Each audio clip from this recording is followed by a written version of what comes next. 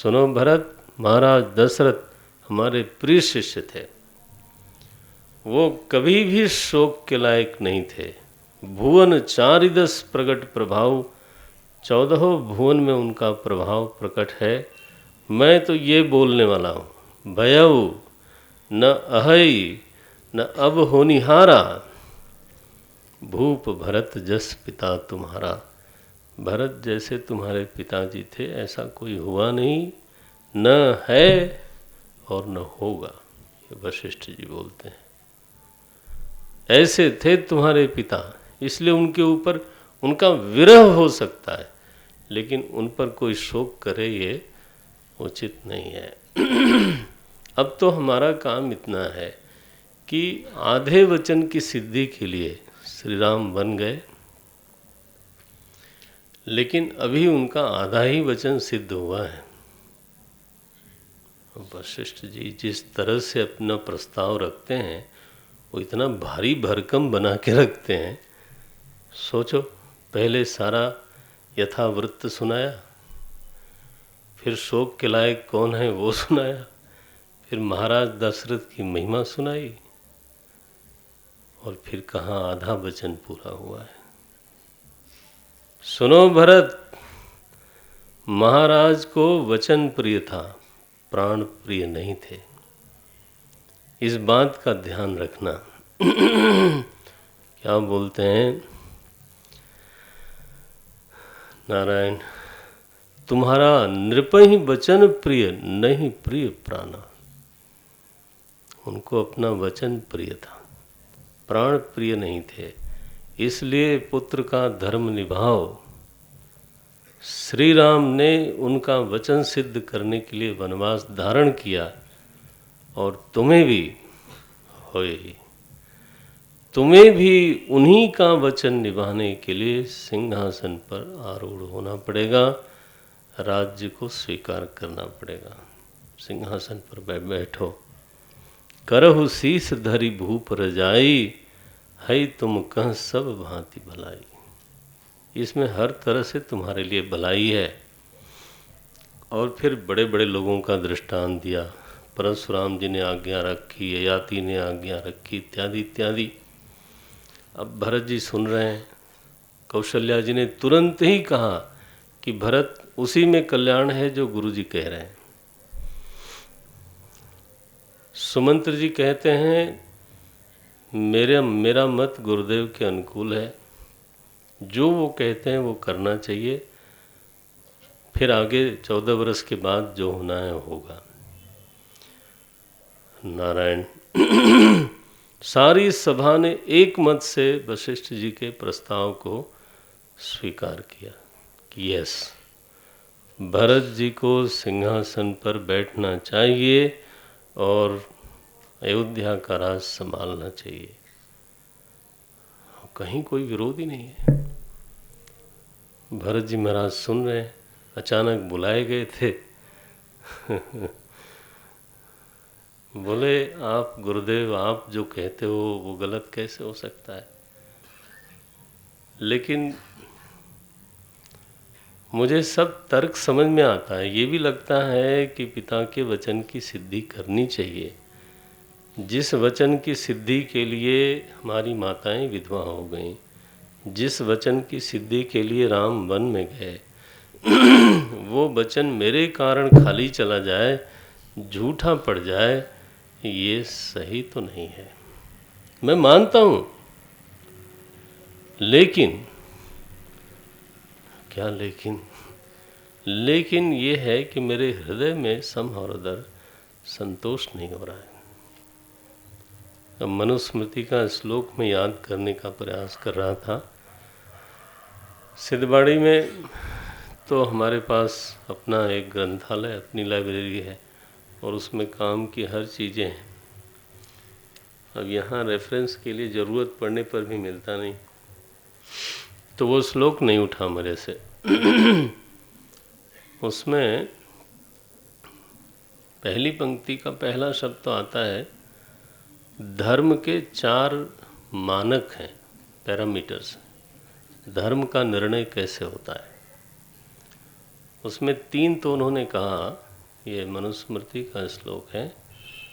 कहते हैं श्रुति स्मृति सदाचार। श्रुति प्रमाण है धर्म के निर्णय में, स्मृति प्रमाण है धर्म के निर्णय में, और जो बड़े लोग हैं सत्पुरुष हैं उनका आचरण भी धर्म के निर्णय में प्रमाण है। महाजनो येन गतः सपंथा। तो 3 मानक तो ये हैं, श्रुति स्मृति सदाचार।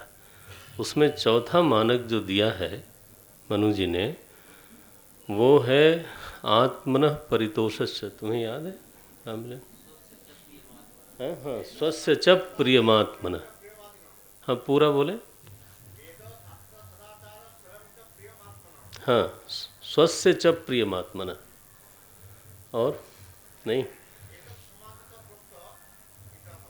ऐसे है, बट बढ़िया हो गया, कम से कम पहली पंक्ति पूरी हो गई। स्वस्य च प्रियम आत्मना।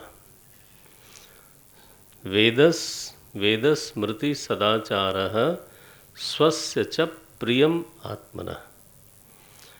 जो भीतर से प्रियता को उत्पन्न करने वाला हो। अब देखो यहाँ वशिष्ठ जी ने जो प्रस्ताव किया उसमें तीनों बातें घटी। वेद के अनुकूल है, स्मृति के अनुकूल है, और सदाचार भी है, क्योंकि याति और परशुराम इत्यादि का उन्होंने दृष्टांत दिया। लेकिन भरत जी को ये कहना है कि ये सब ठीक होने पर भी मेरे भीतर कुछ लगता है कि ये ठीक नहीं हो रहा है। ये क्या पंक्ति लिखी उन्होंने 176 श्लोक के बाद 7वीं पंक्ति होगी या 6वीं। यद्यपि यह समुझत हूँ नीके, हालांकि मैं ये बात ठीक से समझता हूँ जो आप लोग कह रहे हो। ये अंडरलाइन कर लेना, क्योंकि चौथा मानक भरत जी के लिए बहुत बड़ा है। यद्यपि यह समुझत हूँ नीके, तदपि होत परितोष न जी के। मेरे हृदय में वो संतोष नहीं आ रहा है। I have a gut feeling कि देयर इज समथिंग रॉन्ग। धर्म का निर्णय करते समय इन चारों मानकों को सामने रखना चाहिए। केवल अपने दिल की बात नहीं रखनी चाहिए। वेद शास्त्र से सम्मत हो, श्रुति स्मृति से सम्मत हो, पहले जो महापुरुष हैं उन लोगों ने ऐसा किया हो, सदाचार का समर्थन जरूर होना चाहिए। ध्यान रखना, अर्जुन को भगवान ने जब ये बात कही, उसके मोह को के ऊपर जब टिप्पणी की, तो उन्होंने कहा अनार्य जुष्टम। ठीक है, अनार्य जुष्टम अस्वर्ग्यम अकीर्तिकरम अर्जुन। तो अनार्य जुष्टम, जो आर्य नहीं है, जो सुसभ्य नहीं है, ऐसे लोग ऐसा करते हैं। आज तक किसी सभ्य ने, किसी सदाचारी ने, किसी महापुरुष ने वो नहीं किया अर्जुन जो तुम करने जा रहे हो। तो उसमें फेलियर कहाँ है? सदाचार नहीं है। कोई ऐसा महापुरुषों का दृष्टांत नहीं है। तुम युद्ध से भाग रहे हो। तो ये मानक हैं। मानक माने पैरामीटर। मानक शब्द ज़्यादा अच्छा है, लेकिन लोगों को प्रचलित नहीं है ना, तो इसलिए ये मानक हैं चारों के चार। भरत जी कहते हैं नहीं, मेरे हृदय में कुछ तृप्ति नहीं हो रही है। और अचानक उनकी बुद्धि में बात प्रकट हो गई कि यहाँ गलती क्या है। उन्होंने कहा देखो प्रभु, गुरुदेव और सभासदों, आपने हर दृष्टि से सोचा, लेकिन मेरे को माइनस करके सोचा है। सारा धर्म का पालन मुझे करना है। मैं क्या रुचि प्रवृत्ति रखता हूँ। जैसे आपको ये मान्यता हो कि भरत के बारे में सोचना नहीं है। आखिर मुझे वो धर्म निभाना है, मेरा अधिकार क्या है, मेरी रुचि क्या है, मेरी सामर्थ्य क्या है, मुझे ध्यान में रख करके मेरे कर्तव्य का निर्णय करिए। परिस्थितियों को ध्यान में रख करके ही मेरे कर्तव्य का निर्णय करना सही नहीं होगा। ये पंक्ति देखो, अब तुम विनय मोरि सुनि लेहु, मोहि अनुहरत सिखावन देहु। मुझे बीच में रख के, I should be the central top, central जो थॉट है वो मैं होना चाहिए, क्योंकि मेरे को ध्यान में रख करके आपको बताना है कि मेरा कर्तव्य क्या है। आपने सारी परिस्थितियों को ध्यान में रखा, मेरा ख्याल नहीं किया। मेरी क्या मान्यता है, मेरी क्या रुचि है। क्या मान्यता है तुम्हारी? बोले मेरी एक मान्यता पक्की है, हित हमार सिय पति सेवकाई। मैं कोई अपने को राजकुमार मान करके चलता नहीं। मैं प्रभु राम का एक सेवक हूँ और उनकी सेवा करना मेरा परम धर्म है। अब जो भी कुछ होना है उनकी आज्ञा से होना है, सभा की आज्ञा से। मैंने जब सभा को स्वामी ही नहीं माना, बड़ी बात कही। जब हमारे स्वामी सीतापति राम हैं तो जो भी आज्ञा देनी है उनको देनी है। और एक कठोर बात कही, धीरे से, बल्कि कहना चाहिए अपनी भीतर की व्यथा सुनाई उन्होंने। 181 दोहे की बात की पंक्ति है, परिहरि राम सिय जग माही। बहुत बड़ी बात है। पूरी सभा पर एक तरह से टिप्पणी है, जोर की टिप्पणी है। परिहरि सिय राम जग माही, को न कहीं मोर मत नाही। महाराज, मैं लोगों की मानसिकता को जानता हूँ।